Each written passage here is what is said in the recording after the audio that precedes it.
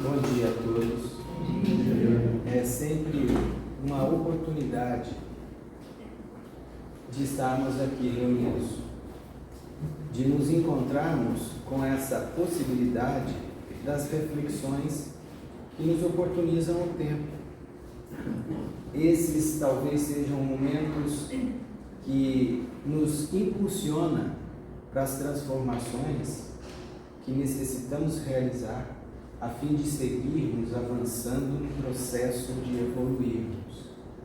Todos nós estamos necessitando da transformação íntima, das mudanças que são oportunas para o nosso nível de consciência e compreensão da vida. Se assim não fosse, nós não estaríamos vestidos da matéria, mergulhados na experiência terrena para as situações de agora. Se já estamos aqui, todos nós, isso já é a marca da nossa necessidade de avançarmos, de evoluirmos. Porque esse é o espaço para o desenvolvimento, para exercitarmos as transformações que necessitamos todos. As transformações são os mecanismos que nos estimulam ao entendimento e à aplicação de uma vida mais coerente, mais correta, mais justa, mais humana, mais feliz.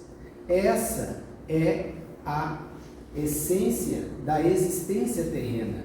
Não se importa qual seja seu culto religioso, sua crença, sua condição financeira, sua condição intelectual, isso não importa. A essência do ser é alcançar uma condição em que esteja plenificado, independente daquilo que ele acredita.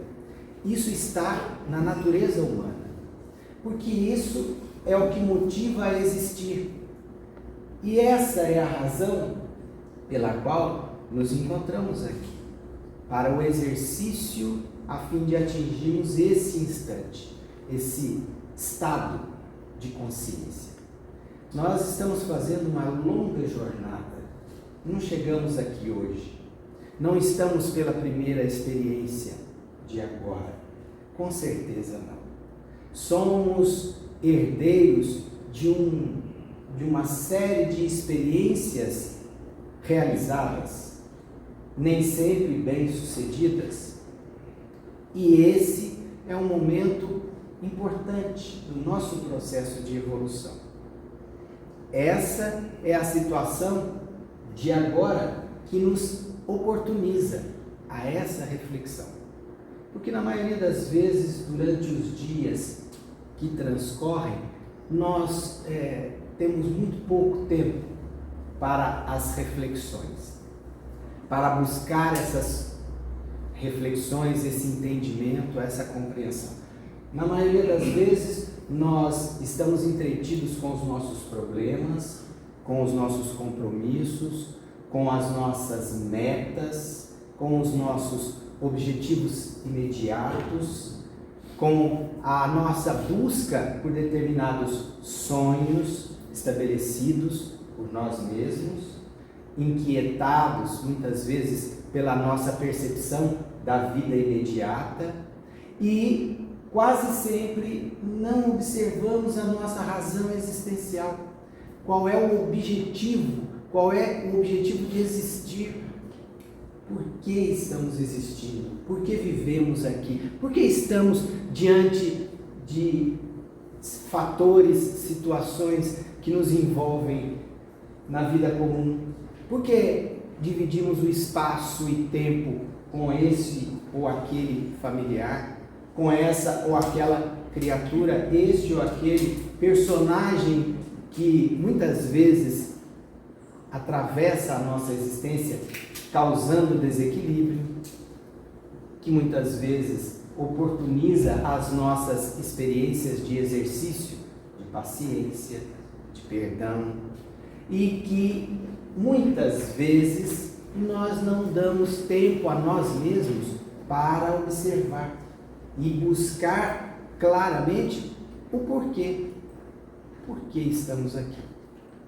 Não foi à toa que nós tivemos, ao longo da história, inúmeros seres que vieram, cada um a seu tempo, a trazer-nos informações, orientações, abrir-nos a consciência em diversas regiões, em diversos lugares, em diversos tempos. Nós tivemos no Oriente, no Ocidente, no período antigo, na Grécia Antiga, no período egípcio, nas sociedades das mais diversas formas e naturezas em que hoje entendemos. Sempre vamos observar que em determinados períodos surgiram pessoas, seres, que avançaram na compreensão, no nível de consciência, formalizando propostas. E claramente sabemos que tivemos um que foi o maior de todos, que realmente abriu os parâmetros de consciência, colocando-nos à frente um caminho, oferecendo-nos uma oportunidade a ser seguida, que certamente nos conduzirá, nos conduz ao objetivo a que todos os seres estão se propondo a atingir, mesmo que inconscientemente. Este ser veio junto à comunidade natural dos seres, vestiu-se de maneira igual, com as mesmas limitações, com as mesmas condições físicas, para nos mostrar da mesma forma que experienciamos a vida terrena, a fim de nos dizer que essa não é a impossibilidade que nos vai deter a marcha do progresso. Não é por estarmos vestindo um corpo limitado, com condições limitadas, que nos impede o processo de avançarmos no conhecimento a fim de atingirmos o objetivo. Quando Ernesto Renan, um grande imortal da Academia Francesa de Letras, um homem culto, profundamente estudioso, professor na grande Sorbonne da Paris, do século XIX para o século XX, Ernesto Renan, que era uma pessoa totalmente descrente daquele conceito crístico, daquela imagem veiculada de um tal Jesus, foi pesquisar, foi levantar a sua biografia, foi estudá-lo, foi buscar quem era este homem, o que ele marcou, o que ele fez que marcou tão profundamente as sociedades. E ele chegou a dizer que Jesus foi tão grande que ele não coube na história. Nós tivemos todos os outros que couberam a seu tempo na história. Os grandes conquistadores, os grandes imperadores, os grandes filósofos, grandes instrutores do bem em inúmeros locais do mundo, em diversas épocas. Todos eles vestiram-se ao seu tempo, mas ele não. Ele não coube na história, por isso ele dividiu a história em duas partes, antes e depois do seu berço. Então Ernesto Renan passa, depois deste estudo, a ter uma outra percepção do homem, do ser Jesus. Ele, que poderia dizer-se um agnóstico, descrente, passa a apresentar Jesus com uma outra visão. A visão que ele pôde entender, clara, definida, da sua grandiosidade diante da história da humanidade. E é extraordinário quando, por exemplo, a doutora Hannah Wolff, uma alemã, que no século XX foi considerada uma das maiores psiquiatras dos tempos atuais, teve a oportunidade de dizer que Jesus foi o maior psicoterapeuta que a humanidade já teve. Mas que estranho, um homem que nasceu em um vilarejo a 7 quilômetros de Jerusalém, uma vila que nem era a seu tempo considerada uma cidade, Belém, que era um vilarejo. Ali ele nasceu próximo a uma estrebaria. As narrativas históricas são de que ele se refugiou, a mãe, o pai, se refugiaram afastados das regiões das cidades por conta dos processos delinquentes do grande ditador Herodes, o Grande, que houvera falar que haveria de vir um profeta que ia reinar. Então, que esse profeta estaria vindo nestes tempos. E para impedir esse processo, ele manda exterminar todos os recém-nascidos naquele período. Porque ele temia perder a condição de rei, a condição de monarca que ele desfrutara. Por isso, aquele casal insignificante, sem nenhuma conotação de importância, se refugiou afastado das cidades, para que o menino pudesse nascer. Ele, logo depois, se transferiu para Nazaré. Por isso, alguns dizem que ele era Nazareno, Jesus de Nazaré.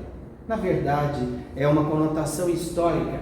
Ele viveu em Nazaré, nasceu em Belém, mas passou a residir em Nazaré, que fica a uns 100, 120 quilômetros de Jerusalém, mais distante. Exatamente por conta desses processos aos quais o império da época estabelecia. Então ele vai ali nascer numa vila, porque também Nazaré é uma cidade pequena, uma vila. Até hoje é um burgo pequeno, é uma cidadezinha. Estivemos lá e constatamos o local onde ele viveu, que hoje edificaram uma igreja e nos fundos há uma preservação de um suposto local onde teria sido a casa de José e Maria, onde José atuava como carpinteiro, uma profissão comum. Não era o trabalho de carpintaria fina, era um trabalho de carpintaria mais grossa, trabalhava com madeiras brutas para a confecção de madeiramentos de telhados. Era essa a função do pai. E ali o menino nasceu, cresceu, conviveu, mas desde o início observava-se completa diferença. Tanto que aos 7, por volta de 6, 7 anos, as narrativas históricas não conseguem prever com exatidão. Havia um hábito, um costume religioso. Os hebreus, os judeus, traziam muito o conceito religioso, de que haveria de ter que apresentar o jovem, a criança, ao templo de Jerusalém, para que fosse batizada, para que recebesse as bênçãos do Pai, do Criador. Sempre o templo era a edificação religiosa da raça dos hebreus. Era ali toda a dedicação religiosa, conceitual, filosófica que eles colocavam em cima de um templo que havia sido erguido 600 anos antes. Já havia sido destruído uma vez por Nabucodonosor, já havia sido reconstruído. E aquele templo estava, agora ao tempo de Jesus, em perfeitas condições, sendo ampliado, melhorado por Herodes, para manter viva essa ligação religiosa do povo com o simbolismo. O templo era um símbolo sagrado para todos eles. Então Jesus é, aos 7 anos, levado pelos pais até o templo. E aí, os primeiros traços daquilo que o diferenciava de todos nós. Porque de repente a mãe procura, mas onde está esse menino? Ele estava ali junto aos sacerdotes, aos doutores da lei, dando aula, falando, trocando ideias, ensinando aos 7 anos. É uma pontuação das narrativas históricas, porque logo mais não há narrativas mais sobre a sua vida, sobre a sua existência. Elas retornarão mais ou menos 20, 23 anos depois, quando agora um homem formado, ele se apresenta, ele sai do anonimato para, em pouco tempo, transformar a conceituação humana e marcar profundamente a nossa experiência com as referências que nos trouxe. Foram um pouco mais de 3 anos de narrativas, porque Jesus não deixou absolutamente nada escrito. Ele é considerado hoje o ser mais estudado, mais investigado da sociedade. É o ser mais descrito. Já catalogaram mais de 500.000 biografias de Jesus. O que vem logo após é Napoleão Bonaparte, com 250.000 biografias. Então Jesus é este ser mais estudado pela humanidade, mais investigado, e por conta de experiências muito pequenas de tempo de existência. Praticamente as narrativas são trazidas de 3 a 4 anos de experiências conhecidas do Mestre. Ele não deixou nada escrito, nenhum papel, nenhuma prova material da sua existência. Não se encontrou absolutamente nada que tenha vindo dele. E o grande questionamento, não deixou nada escrito. Não tinha veículos de comunicação como nós temos hoje. Não tinha sequer as narrativas através de cartas com facilidades. Tudo era muito difícil, porque a grande maioria era analfabeta. Pouquíssimos eram aqueles que sabiam ler e que detinham a condição da escrita ao seu tempo.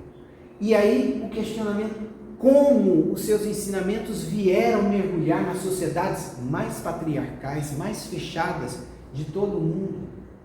Jesus é conhecido em todas as sociedades atualmente, mesmo aquelas sociedades mais radicais e fechadas, comunistas ou qualquer coisa que o valha, sociedades absolutamente fechadas em outras conceituações religiosas.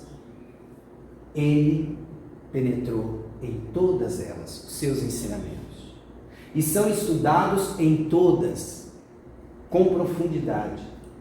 E esse é o grande questionamento da psicologia moderna, da psicologia contemporânea, de análise de comportamento, como um ser que teve o seu tempo tão pequeno, viveu em uma região que na época, ele viveu numa cidade que tinha 200 habitantes.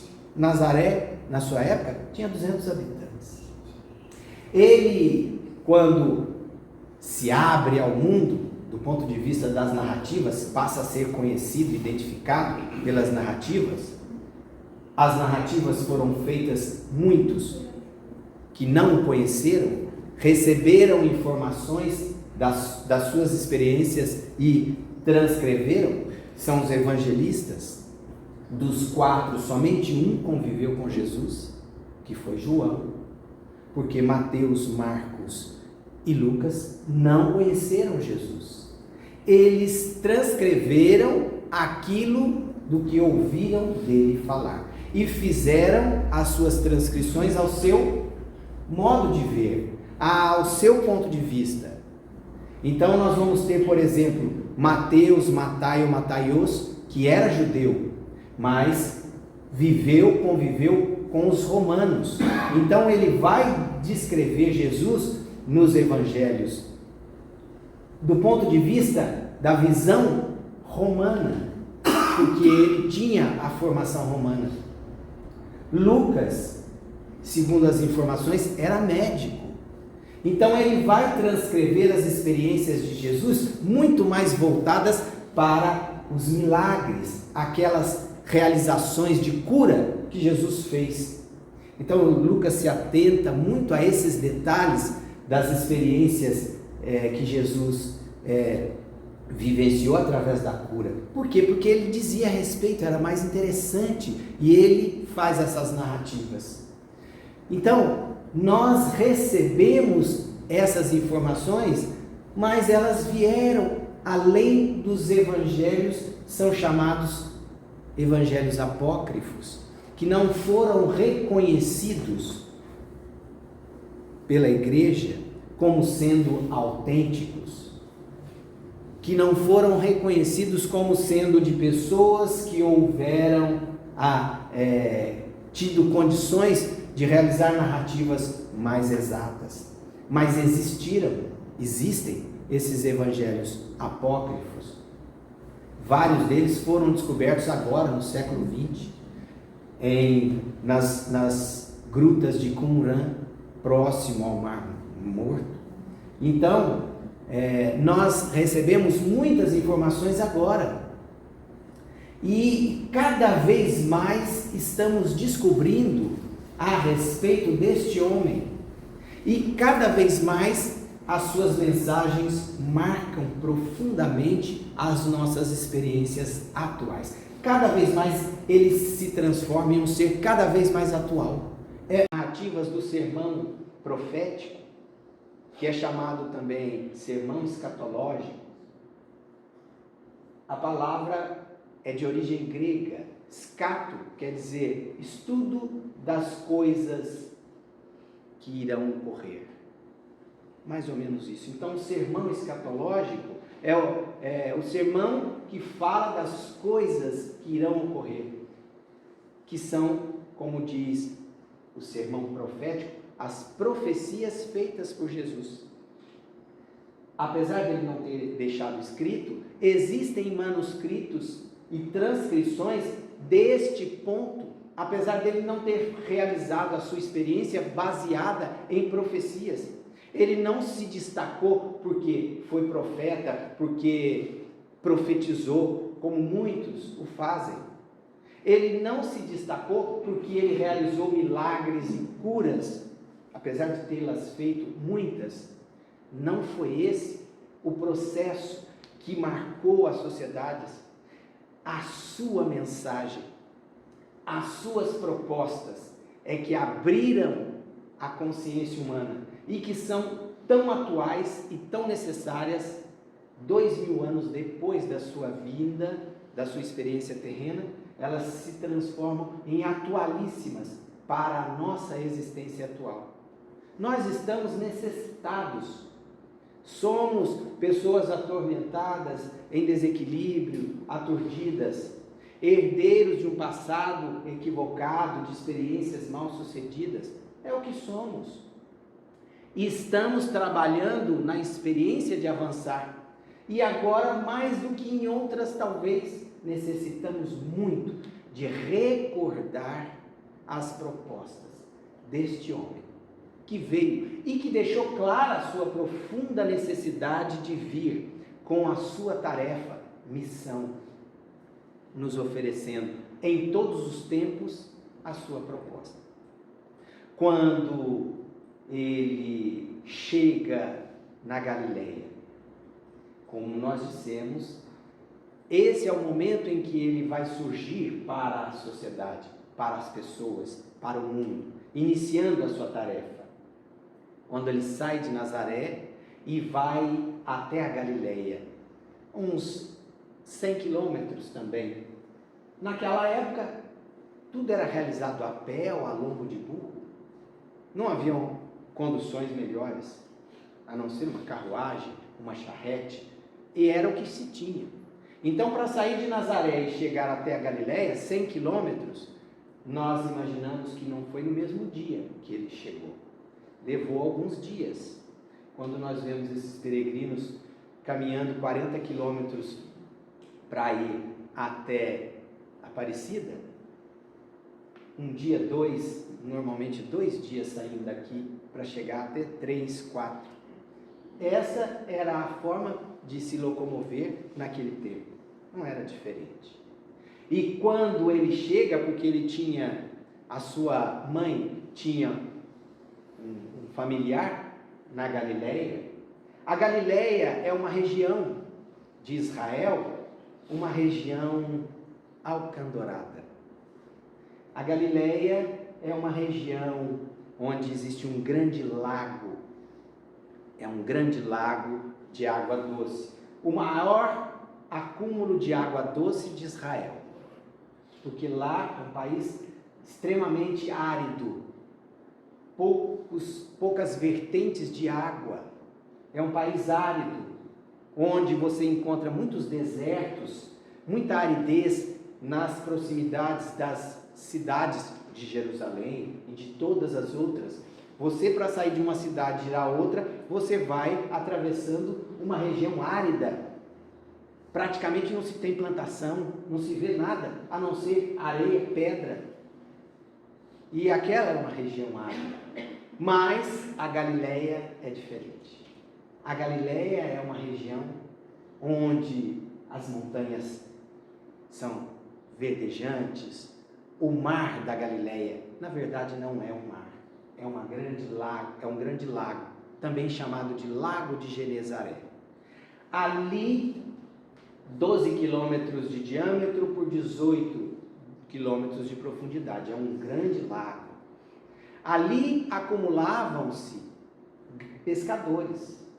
Naquele tempo, aquela era uma região desprezada, porque ali só viviam pessoas simples, pescadores, condutores de caravana, condutores de ovelhas, plantações, alguns pequenos agricultores, gente humilde, simples, totalmente ignorante.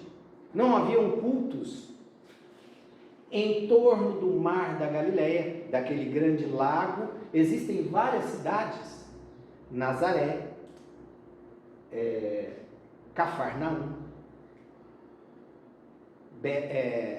Betsaida e outras pequenas cidades. Ali, naquele litoral, Cafarnaum era a cidade que mais se destacava. Por quê? Porque havia ali uma igreja. Na verdade, não era uma igreja. Naquele tempo, era uma sinagoga. Era o culto dos hebreus, dos judeus, as sinagogas.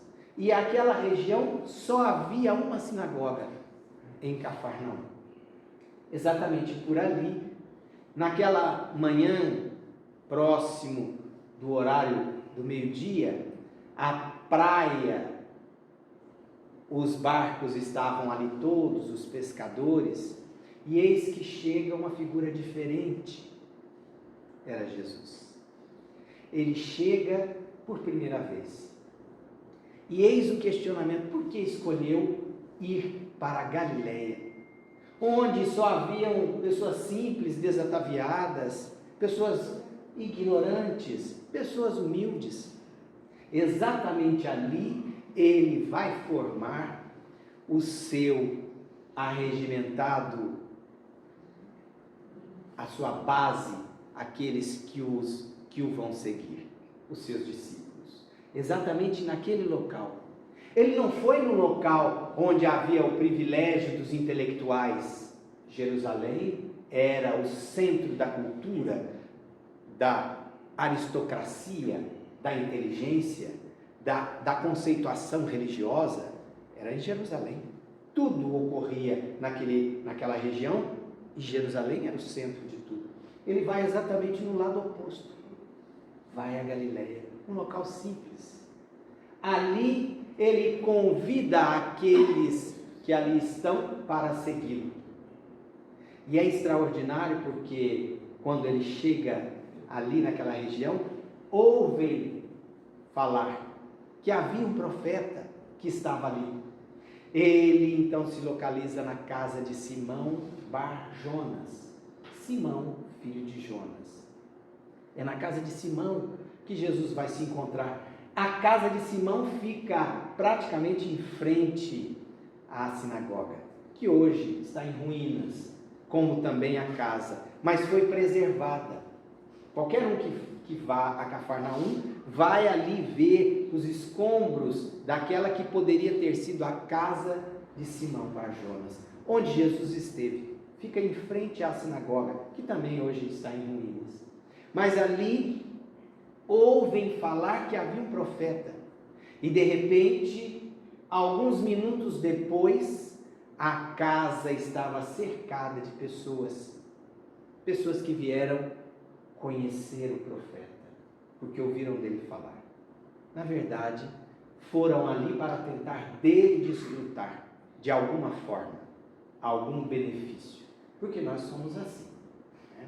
Nós não vamos só para observar, nós vamos muitas vezes pelos nossos interesses pessoais. Na maioria das vezes, somos movidos pelos nossos interesses pessoais. E ali se encontram aqueles necessitados, desesperados, doentes de todas as ordens.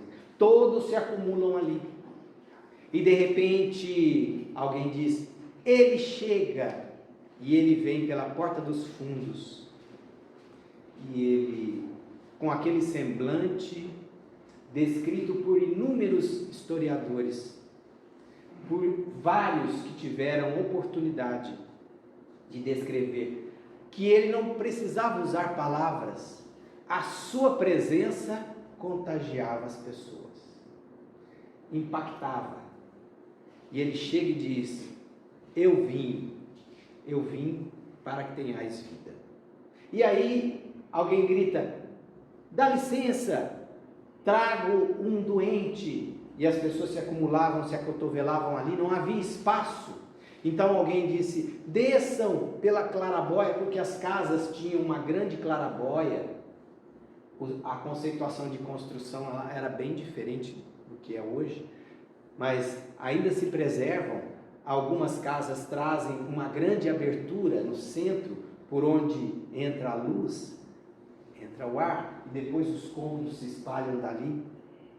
E alguém levou um paralítico e o desceu ali diante de todos que se acumulavam pela clarabóia. Era Natanael ben Elias. E aí Jesus se aproxima e pergunta: Natanael, tu crês que eu te possa curar? Sim, mestre, cura-me. E Jesus então inicia o seu processo de revelação à consciência humana. Não pelo fato de tê-lo curado, porque Natanael sai dali curado, e vem uma cega que também é curada, e logo mais um leproso que também é curado, e muitos foram ali trazidos para serem curados. No final do dia, Jesus já está com a fisionomia cansada. E Simão dispensa a todos, mandando que todos fossem embora. O mestre encerrou. Logo mais, eles vão sentar-se à beira do lago, do mar de Genezaré, do lago da Galileia. E Simão observa Jesus em prantos. E aí Simão diz: mas mestre, por que choras? Eu não entendo. Fizestes tantos prodígios hoje, curastes a tantos, por que choras? Ah, Simão, na verdade, tu crês que Natanael ben Elias está curado? Enganas-te. Ele está agora bebendo em uma tasca com os seus comparsas, brindando a sua nova condição. Tu crês que aquela cega está em boas condições? Ela está arquitetando vingar-se de todos aqueles que a prejudicaram durante o seu período de cegueira. Sabes, aquele leproso está na cama de uma prostituta, desfrutando da sua nova condição física para gozar. Nenhum deles está em sintonia com a gratidão do Pai. Mas, Senhor, eu não entendo.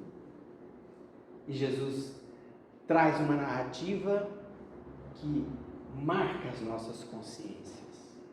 Ele diz: é natural que tu não entendas, que eles também não entendam. É natural. Mas porque não entendereis, nem tu nem eles, eu enviarei um Consolador, que não virá agora, porque não vai poder dizer tudo, porque vós não compreendereis. Mas dia virá, que não está muito longe nem muito perto, em que o Pai enviará este Consolador para lembrar-vos a consciência daquilo que eu vos trago como ensinamento, para lembrá-los todas as minhas propostas que serão esquecidas. Um dia ele virá. Tu crês, Simão, que eu vim trazer retalho novo para ser colocado em tecido podre? Tu crês que eu trago vinho capitoso para ser colocado em taças, em odres sujos para avinagrar? Não, Senhor. O Filho do Homem não veio para isso. Eu vim para que tenhais vida, e vida em abundância.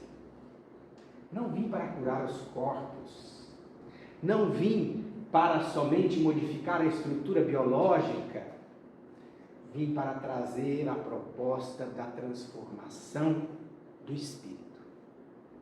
Porque, em verdade, o que Jesus estava dizendo? Por mais que sejamos curados de qualquer doença, problema, deficiência, aqui e agora, por mais que tenhamos problemas resolvidos do ponto de vista material, é inexorável. Todos nós vamos morrer. Todos nós. Porque estamos diante de uma lei natural. A estrutura biológica perece com o tempo, vai se desintegrar. É da natureza. Portanto, Jesus não veio para resolver os problemas transitórios, porque a experiência física é transitória. Ele veio nos apresentar as propostas duradouras. Portanto, ele veio para trazer vida, e vida em abundância. Nós prosseguiremos na vida fora do corpo. Se nós nos atermos somente à resolução dos problemas materiais, assim que se encerra a vida, nós perdemos todos os processos, porque não vamos ter algo que perdure, a menos que façamos a investida na cura dos problemas da alma. E é por isso que Jesus, quando convoca os seus, fala ao pescador Pedro: Pedro, deixe suas redes, venha comigo pescar almas. Ele não veio para resolver os problemas da fome, ele não veio para resolver os problemas da paralisia, da cegueira, ele não veio para dar show de curas milagrosas, porque isso ele fazia esporadicamente, mas os seus maiores fundamentos foram as colocações das propostas. É grandioso quando alguém chega e diz: Senhor, é justo pagar um imposto a César? E ele, conhecendo a humanidade, sabendo dos desequilíbrios humanos, percebeu logo de cara que era uma proposta para pegá-lo em erro. Por que a pergunta? Jesus não diz nada.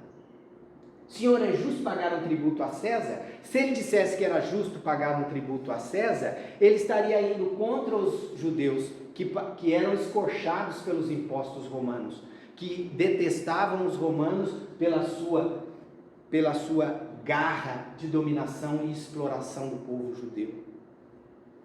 Se ele dissesse que era injusto pagar o tributo a César, ele estaria indo contra o Império Romano que dominava a região, portanto era um transgressor das leis que vigiam naquele tempo. Então era uma situação para pegá-lo. E o que ele faz? Chama aquele inquisitor e diz: tendes uma moeda? E logo lhe apresentam uma moeda. E ele fala: o que vedes nessa moeda? Notem que Jesus não responde, ele só pergunta. Ele trata da maêutica, uma técnica já usada por Sócrates, pelos grandes filósofos da antiguidade, onde você não dá resposta, você oferece questionamentos para que a pessoa, questionando-se, encontre a resposta, porque é a melhor maneira de ensinar, do que dar pronto o ensinamento, fazer com que a pessoa encontre-o. Então Jesus diz: o que está vendo aí nessa moeda? E aí o homem diz: a efígie, a imagem de César. Estou vendo a imagem de César na moeda. Então, dai a César o que é de César, e a Deus o que é de Deus. É esse homem que a psicologia profunda atual diz: que extraordinário, que homem que traz em pequenos pontos simples ensinamentos grandiosos que penetram na alma humana para transformá-la. Quando lhe trazem uma adúltera, uma mulher que foi pega em adultério, porque naquela época adultério era crime hediondo, então a mulher é trazida por aqueles próprios que eram doutores, que julgavam pelas leis do seu tempo, as leis mosaicas, e eles trazem e uma gleba de pessoas vem junto, já com pedras nas mãos, e eles chegam a Jesus e interrogam novamente a debilidade humana, querendo apanhá-lo em uma falha. Senhor, essa mulher foi pega em adultério, e a lei mosaica diz que devemos apedrejá-la até a morte. Mas como tu preconizas o amor, o que devemos fazer? Se ele dissesse que era para liberar a mulher, ele estaria indo contra as leis que vigiam naquele tempo. Se ele dissesse que era para apedrejá-la, ele estaria indo contra as suas próprias pregações que falavam de amor. E então o que ele faz? Não diz nada. Diz um evangelho apócrifo, que ele não fala absolutamente nada. Abaixa e pega um graveto e começa a escrever na areia. E como nós, provavelmente éramos nós que estávamos lá, não somos curiosos, né? Ninguém quis ver o que ele estava escrevendo. Todos queriam ver o que ele escreveu. E ele olhava para um e escrevia: ladrão. E aí, aquele se surpreendia. Outro, mentiroso. Outro, adúltero. E eles foram percebendo que ele estava escrevendo os seus problemas, porque todos trazemos problemas, todos traziam seus defeitos, suas complicações. Em estando apresentados ali, eles foram largando as suas punições, as pedras, queriam apedrejar a mulher, e foram saindo, sem que ele dissesse uma única palavra. Nota-se que depois, nos evangelhos transcritos, há uma proposta que Jesus teria feito no final: aquele que estiver isento de pecados, que atire a primeira pedra. Então essa é a narrativa dos evangelhos conhecidos. Mas há essa narrativa dos que não são conhecidos, que ele não teria dito absolutamente nem isso, não teria dito nada. Apenas a formalização deste processo. Quem de nós está isento de distúrbios, de desequilíbrios, para estar na condição de julgador? Em qualquer condição, em qualquer tempo. Porque muitas vezes nós deixamos o ego assumir a condição e passamos de simples mortais a juízes. Condenamos as atitudes daqueles que estão à nossa volta, muitas vezes, na maioria das vezes, são aqueles que estão à nossa volta. Cobramos deles, passamos a ser inquisidores, juízes, julgamos as suas atitudes, como se nós estivéssemos isentos. E é isso que Jesus deixa claro. Quem está isento para se tornar um juiz? Todos se vão, e ali a mulher em prantos, diante do muro, aguardando as primeiras pedradas. Ele se aproxima, e as narrativas são de que ele tem um diálogo com ela, que não é Jesus, não é o homem, é a mãe falando com a filha. E ele pergunta a ela: mulher, onde estão aqueles que te julgaram? E ela se volta e vê que não havia mais ninguém. E ela se espanta e se emociona. Foram-se, Senhor. E aí ele pronuncia: se eles não te julgaram, eu tampouco te julgarei. E ele tinha condições para tal. E ele só pronuncia: agora vais e não tornes a pecar. Ele não perguntou para ela o que ela iria fazer. Ninguém te julgou, eu não vou te julgar. Agora cabe a você seguir a sua existência e fazer a sua análise do que você deve fazer para evitar o erro. É um processo de transformar, de dar o perdão, de oferecer a oportunidade para a transformação. Então esses ensinamentos é que marcaram profundamente. As curas são extraordinárias, os milagres são também extraordinários, apesar das narrativas terem dito de que muitos que foram curados voltaram a ter os problemas, como nós narramos nas experiências anteriores na casa de Simão. Porque ele sabia onde está o desequilíbrio, não é no corpo, é na alma. Se nós não resolvermos o problema íntimo na alma, o nosso corpo é uma mera transitoriedade. Nós sofremos o espelho no corpo daquilo que somos na alma. A medicina moderna já tem dito isso. A somatização dos problemas, as doenças, a grande maioria, se não todas, eu não diria, não confirmaria, por não ser leviano, mas os estudos têm apresentado que a grande maioria dos problemas, das doenças, dos desequilíbrios orgânicos, são de fundo emocional. Eles têm início num desequilíbrio das emoções, que produzem um desarranjo nas estruturas celulares e se espelham em desarmonias. É a medicina moderna, é a medicina nova que está falando, não sou eu.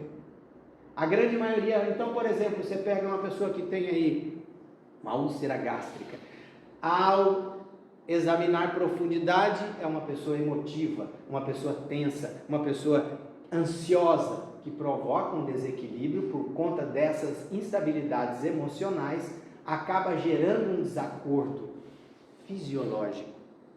O câncer tem se apresentado por inúmeras áreas dos reflexos emocionais, das emoções, da angústia, da melancolia, da mágoa, do ódio, que acabam eclodindo em desajustes materiais das estruturas que nós estamos vestidos.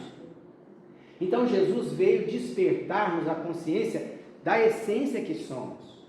Claro, ele não podia dizer isso ao seu tempo, por isso ele disse, olha, não dá para dizer tudo agora, porque vocês não vão entender. Mas um dia, que não está muito longe nem muito perto, eu enviarei o Consolador, que falará em meu nome, vai relembrar as minhas propostas que serão esquecidas. Então é este Jesus extraordinário, que fez as predições e foi muito discreto, porque ele tinha conhecimentos. Quando ele, na semana que antecedeu a sua crucificação, ele vai a Jerusalém. Ele já sabia de todo o processo que iria enfrentar. Ali, durante os vários dias da semana, ele vai ao templo para ensinar. E depois, no final do dia, ele volta para o Vale das Oliveiras, para o Monte das Oliveiras, que o templo fica de um lado, existe um vale, que é chamado de Vale de Josafá. Você sai do templo, da cidade de Jerusalém, basicamente, e atravessa esse vale. Do outro lado é o Monte das Oliveiras. Do Monte das Oliveiras você vê o templo, a cidade, é um valezinho, é bem interessante. Jesus fez esse trajeto durante toda a semana em que ele esteve em Jerusalém, na véspera da sua crucificação. E ali, um dos dias, ele está com seus apóstolos, discípulos, seus seguidores, e ele atravessa na frente do templo de Jerusalém. O templo era aquele simbolismo que eu disse a vocês, religioso, que todos adoravam, era a significação de Deus presente. E aí ele estava em reforma porque o Herodes o Grande estava reformando o templo, que tinha teto de ouro, que tinha adornos, colunas e extraordinárias, construções monstruosas, belíssimas do templo. Era um grande pátio onde haviam comerciantes, negócios e o grande centro religioso do seu templo. Então ele está ali passando de frente ao templo e os discípulos veem umas pedras enormes, porque o templo foi construído com pedras brancas enormes, gigantescas. Vede, mestre, olha que pedras extraordinárias. E eram mesmo, grandiosas. E Jesus olha, eu vou dizer a vocês que não ficará pedra sobre pedra que não seja derrubada. Do nada, eles estão adorando uma construção, uma edificação, e Jesus fala, não vai ficar pedra sobre pedra que não seja derrubada. E eles se impactam com essa mensagem de Jesus.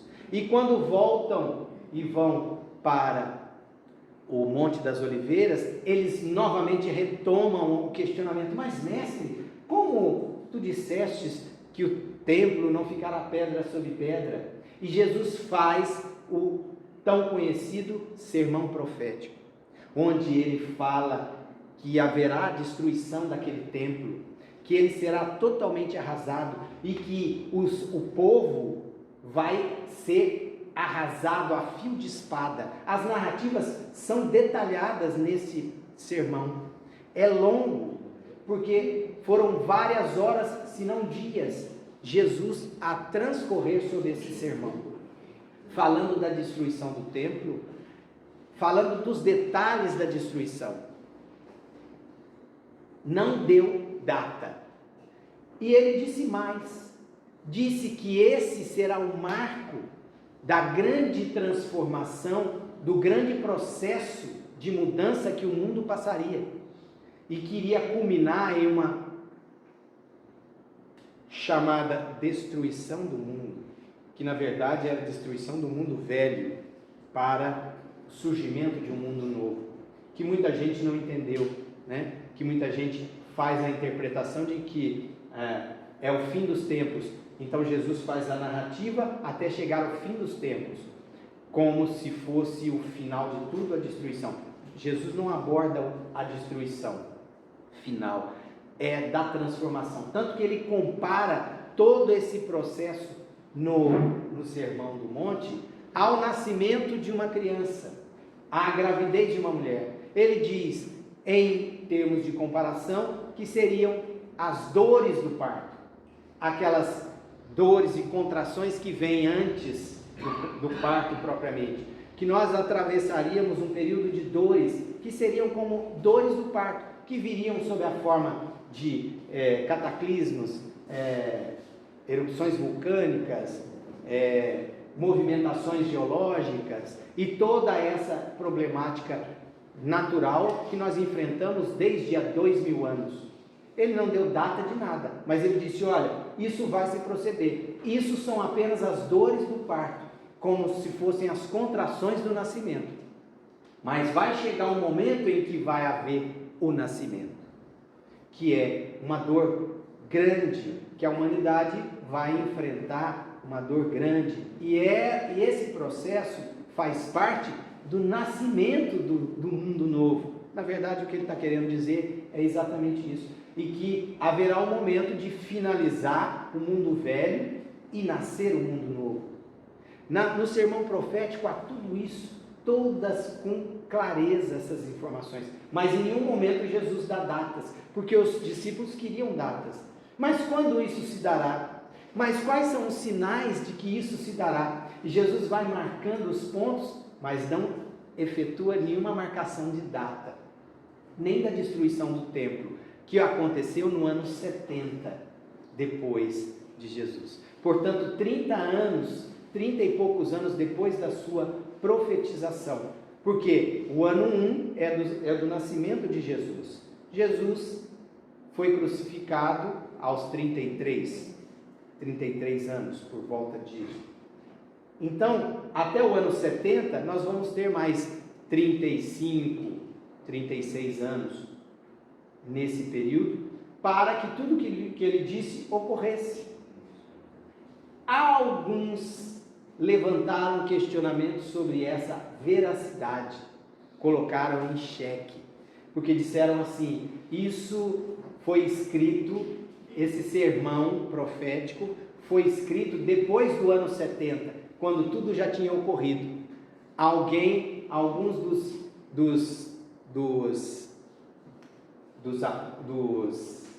dos que escreveram os evangelistas, alguns deles levantaram suspeita de que esses evangelhos que trazem as narrativas do sermão profético teriam sido escritos depois do ano 70, quando houve de fato a destruição do templo de Jerusalém pelo general Tito, o general romano que mandou devastar e passou o fio de espada em todos que se encontravam ali. Não houve pedra sobre pedra, somente um muro do lado norte da grande construção se manteve, um muro de bases de fundações, que é conhecido hoje como o Muro das Lamentações, onde os judeus vão lá colocar os seus pedidos e fazerem as suas preces e lamentarem, até hoje é o hábito, o costume, lamentarem a destruição do templo. Por isso chamado Muro das Lamentações. É a base de onde existia o grande templo. Mas o grande templo não ficou uma pedra. Era colossal a construção. Hoje existe uma grande mesquita construída, que tem um domus de ouro dourado, né?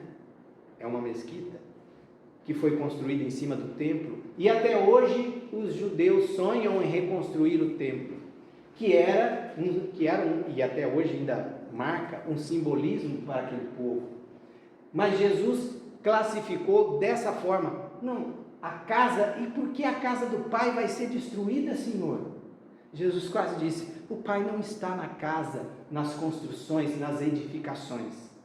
Vocês vão entender quando absorverem em toda a natureza, Ele está em todo lugar. Então, Jesus estava pouco se importando com a grande construção edificada pelos homens no templo.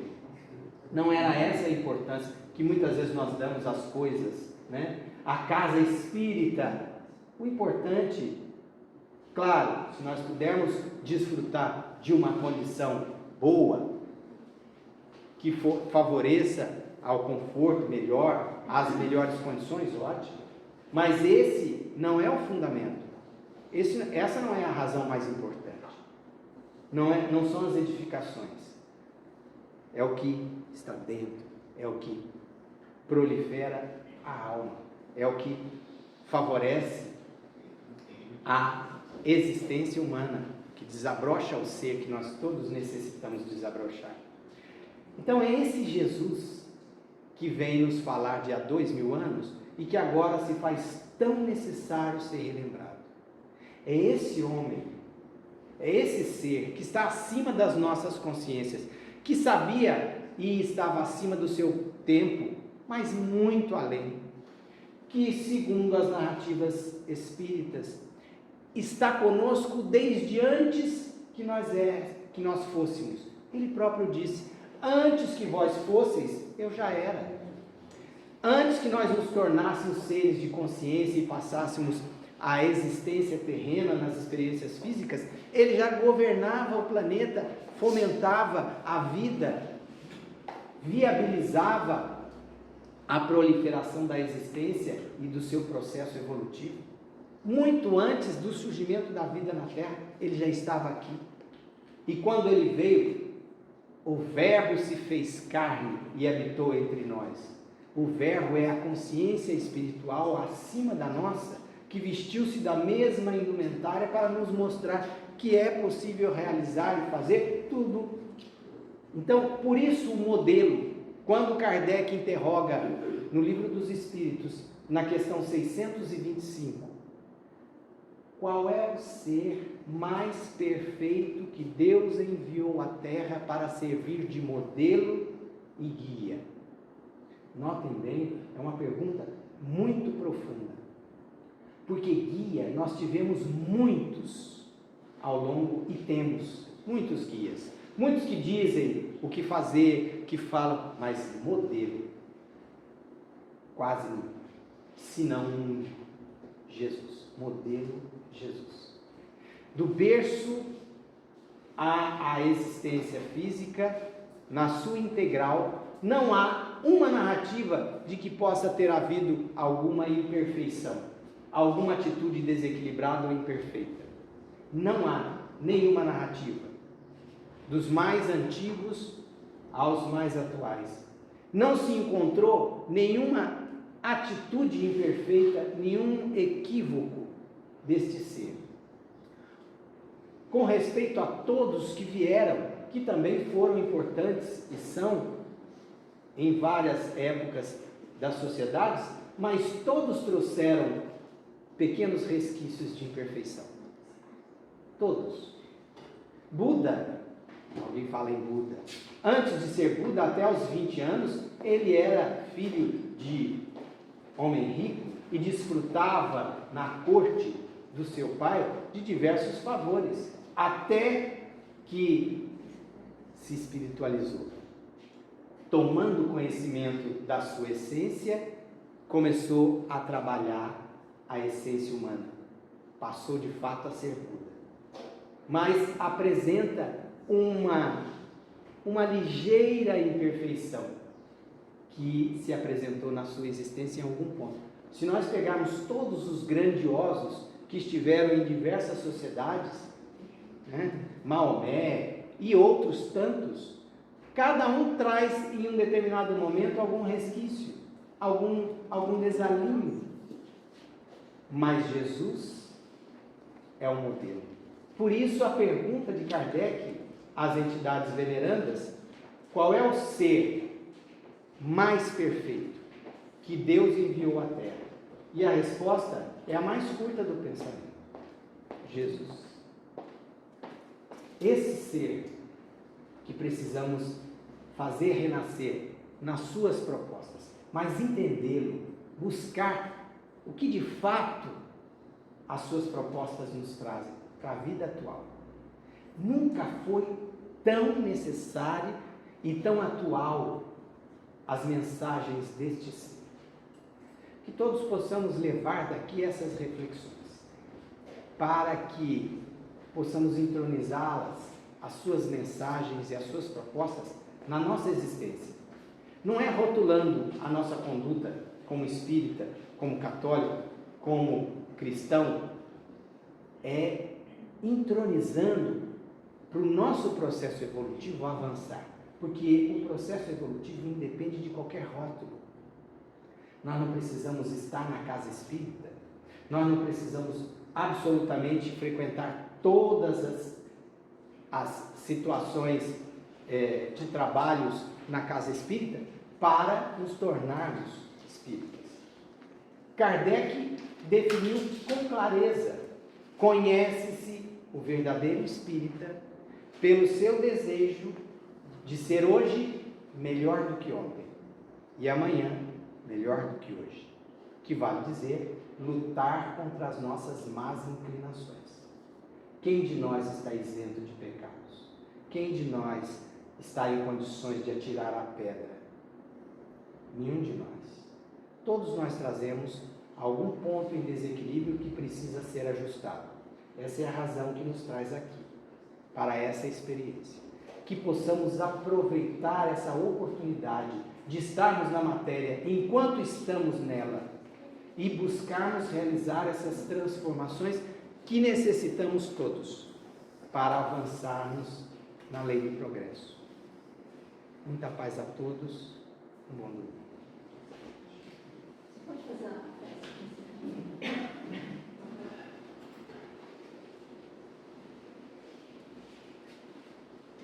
Senhor Jesus, nosso Mestre, hoje te recordamos a presença que nos penetrou profundamente nas consciências. E como somos ainda tão imperfeitos, Senhor, te pedimos, auxilia-nos. Auxilia a nossa abertura de consciência para recebermos as tuas propostas e as fazê-las presentes em nossa vida diária, nas transformações que todos nós necessitamos realizar, que são íntimas, individuais e intransferíveis. Senhor Jesus, que as tuas bênçãos possam nos alcançar a todos, porque sabemos que o teu amor cobre a multidão dos pecados. E assim nos abrimos para receber os seus influxos, a fim de nos auxiliar na trajetória que por ora estamos. Gratos, Senhor, por todas as oportunidades concedidas, que possamos realizar o melhor dentro das nossas condições. Te agradecemos mais uma vez, Senhor, por penetrar fundo em nossas almas e assim não nos desamparar. Sê conosco hoje e sempre.